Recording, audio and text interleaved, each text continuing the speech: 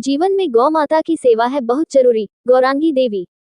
मौदहा हमीरपुर जिले के कस्बा स्थित प्राचीन हनुमान मंदिर गुलाही बाजार में रविवार से शुरू हुई श्री राम कथा के 6वें दिन कथा वाचिका गौरांगी देवी द्वारा कथा का रसपान कराया गया है, जिसमें आज श्री राम जी के बाल कथा व राम विवाह धनुष भंग पर विस्तार से चर्चा की गई। वही बताया गया कि मनुष्य जीवन में गौ माता की सेवा से जीवन धन्य हो जाता है।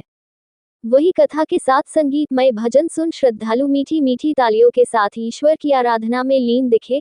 वही भगवान श्री राम के विवाह उत्सव बड़ी धूमधाम बधाई गीत के साथ मनाया गया। बताते चले कि मौदहा कस्बा स्थित प्राचीन हनुमान मंदिर के वार्षिक उत्सव के मौके पर बजरंगबली सुंदरकांड समिति एवं हजारों रामभक्तों के द्वारा प्रतिवर्ष श्री राम कथा व विशाल भंडारा का आयोजन कराया जाता है। इसी क्रम में इस वर्ष भी भव्य आयोजन किया जा रहा है। कथा में बड़ी संख्या में श्रद्धालुओं ने कथा का रसपान किया। और देखिए, जब तक गौ हत्याएं होती रहेंगी, जब तक गौ हत्या बंद नहीं होगी, तब तक हमारा देश आजाद नहीं होने वाला है। बड़ी बड़ी बीमारियां, न जाने क्या क्या आजकल समाज में चल रहा है। किसके प्रभाव से? ये सब इसी का तो प्रभाव है। गौ माता को सताया जाता है, हत्याएं की जाती है, उसका प्रभाव, दुष्परिणाम तो पड़ेगा ना हमारे जीवन पे। महाराज, बड़े शौक से लोग कुत्ते पाल लेते हैं, बुरा न मानिएगा। कुत्ते पालते हैं बड़े शौक से। हमारे घर में कुत्ता रहता है, खूब बढ़िया, उन्हें महंगे महंगे न जाने क्या क्या वो आते हैं, बिस्किट आते हैं, क्या क्या आते हैं, खिलाते पिलाते हैं। बड़े बड़े साबुन से महंगे महंगे उनके ऊपर चीजें लगाई जाती हैं। आपके पास पैसा है, जहां इच्छा आप वहां खर्च करो, कोई प्रॉब्लम नहीं। लेकिन कम से कम गर्व के साथ ये भी तो कहो कि मेरे घर में गौ मैया है। गौ सेवा करने में शर्म आती है और कुत्ते की सेवा करने में शर्म नहीं आती। तो हमारा समाज कहाँ जाएगा? कैसे कल्याण होगा सभी का? इसलिए आप सभी से हाथ जोड़ करके निवेदन है, गौ माता की सेवा खूब करें, गौ माता की रक्षा करें, उनका सम्मान करें। दूर से ही, रास्ते में भी कहीं गौ मैया दिख जाए, दूर से ही प्रणाम कर लीजिए, आपके जीवन का पुण्य बढ़ जाएगा। अरे आप छोड़िए, हमारे श्याम सुंदर जी, हमारे कन्हैया लाल ने भी गौ माता की सेवा की है। हमारे लड्डू गोपाल ने भी गैया चराई है घूम घूम करके। अब भगवान से भी आप बड़े हो क्या? भगवान राम ने गैया चराई है, भगवान कृष्ण ने गैया चराई है। तो गौ माता की सेवा करें। बोलिए गौ माता की। तो आज आइए हम सभी भगवान के इस विवाहोत्सव में शामिल होते हैं। कल की कथा में शाम हुई थी, भगवान गुरुकुल गए हैं शिक्षा लेकर के, थोड़े समय में ही वापस चले आए। फिर ये कथा अयोध्या से पहुंची बक्सर में। विश्वामित्र जी रहते हैं, जाती है, आपके पास पैसा है, जहां इच्छा आप वहां खर्च करो। साथ ये भी तो कहो कि मेरे घर में गौ मैया है। गौ सेवा करने में शर्म आती है, कुत्ते की सेवा करने में शर्म नहीं आती। तो हमारा समाज कहाँ जाएगा? कैसे कल्याण होगा सभी का?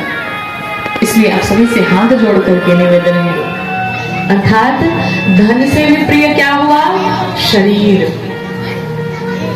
अब शरीर तो प्रिय है, लेकिन अगर इस शरीर में प्राण ही ना रहे तो क्या करेंगे शरीर का? कोई मतलब है क्या? कोई मतलब नहीं। अर्थात शरीर से भी प्रिय है प्राण। तो दशरथ जी कहते हैं, प्रभु उन प्राणों, प्रभु आप मेरे प्राण मांग लीजिए, मैं दूंगा, लेकिन मेरे प्राणों से भी प्रिय ना पाए करता हूं। दशरथ जी को लिया और एक कक्ष में चले गए और जाकर के यहाँ गोस्वामी जी लिखते हैं कि तवा वशिष्ठ बहु विधि समझावा। तब वशिष्ठ बहुविधि समझावा। वशिष्ठ ने, घर में बहुरियां आएगी कैसे? दशरथ जी से वशिष्ठ जी ने कहा, ये बताओ, चाहते हैं घर में बहुएं आ जाए चार चार?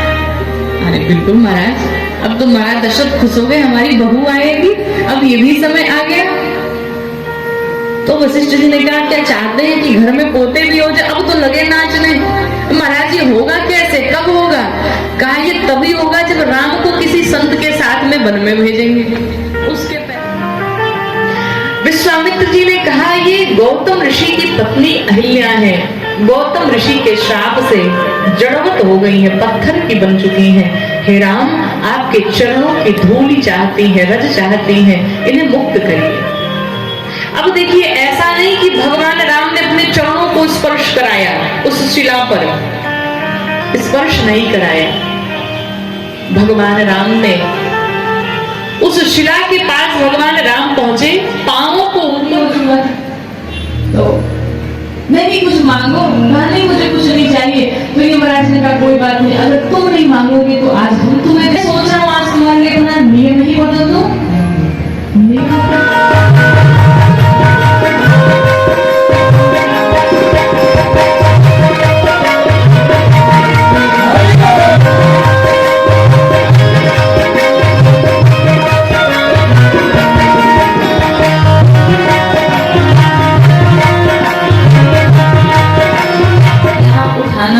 पड़ा है कि तोड़ने की बात कर गए, लेकिन अब वापस भी तो नहीं ले सकते। दूतों ने कहा इस सभा में जितने लोग उपस्थित हैं, किसी को निमंत्रण नहीं किया है, सब अपना सुन सुन करके उपस्थित हुए हैं। और अगर आपके भुजाओं का बल चंद्रमा है तो आपके भुजाओं के बल को अपना ग्रास बनाने के लिए शिव जी का पिनाक उपस्थित है। और जैसे ही दूतों ने प्रण सुनाया, जितने राजा थे सब दौड़ पड़े। यहाँ पर गोस्वामी जी लिखते हैं कि परिकर बांधे उठे कुटाई, चले किसी धन भरी, उठाई न कोटि भांति कर। जितने राजा थे सब लगे अपना अपना धोबी बांधने, अपना अपना पटका बांधने, कहीं खुल न जाए। जब कोई हिला नहीं पाया, और कहते हैं उस सभा में 10,000 राजा उपस्थित थे, 999 राजा मनाते थे भगवान इससे मत तोड़वाना। अब कहाँ एक राजा की प्रार्थना, कहाँ जी ने दोबारा बात कह दिया, जो जनते बिन भट भूमि भाई, तो पन कर होते हसाई। मैं जानता धरती वीरों से खाली है, तो कड़ा के बनाओ उपहास नहीं करवाता। अब लक्ष्मण जी कहाँ मानने वाले? दूसरी बार अपमान कर दिया भैया का। लक्ष्मण जी अपने स्थान पर खड़े हुए, माठ है लखन कुटिल भई भाऊ है, लटपट फरकत नहीं विसौ है।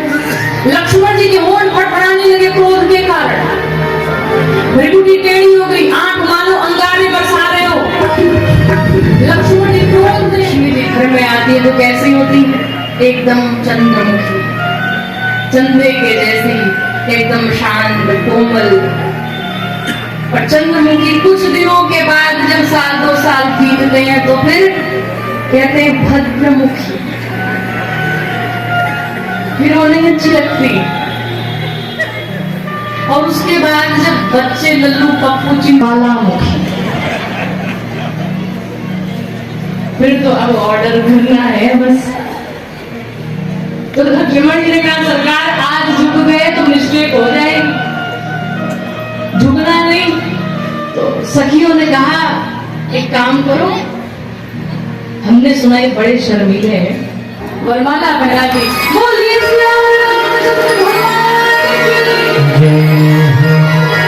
सखियां मिलके बधाई गाने लगी कि दुल्हा रघुबर हे दुल्हा।